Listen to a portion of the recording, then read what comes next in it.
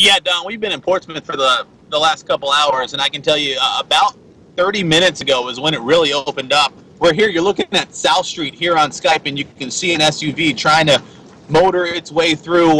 Not a good idea on these flooded streets, and you can see it's just sort of plowing its way through. We saw a couple cars try to get through already and do the right thing and back up and move the other way. But you can see this street already. We're talking about maybe 5, 6, 7 inches on the street, and I'm sure many other streets here in Portsmouth are like this. We've seen a lot of heavy wind, a lot of rain. Also, you're seeing the flooding. So the effects of this storm that has moved through, we're just starting to see here, and we continue to get the rain here in Portsmouth.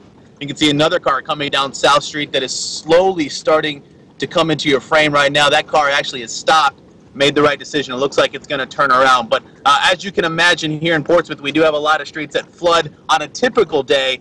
This is anything but typical, and so you can imagine there's a lot of streets that look exactly like South Street today. And Jason, where you are right now, this happens so quickly. I guess the best advice for anybody is stay off the road, because you can find yourself caught in this too, easily.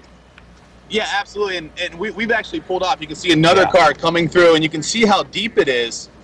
Right about there is where you can, coming up onto the hood of that car might not get through. Yeah. It's gonna, you see, now it stopped, now it's gonna reverse, and this is where the trouble comes in, because now that water is sucking up into the exhaust. I mean, look at the wave. I don't know how well you can see it on Skype, but literally that's almost a foot wave coming from the front, that bumper of that car. Actually, you can see it very well. We appreciate it, Jason. Of course, you're going to stay out there for us and pick up any other weather-related issues that you have for us coming up a little bit later in our newscast. Thanks, Jason.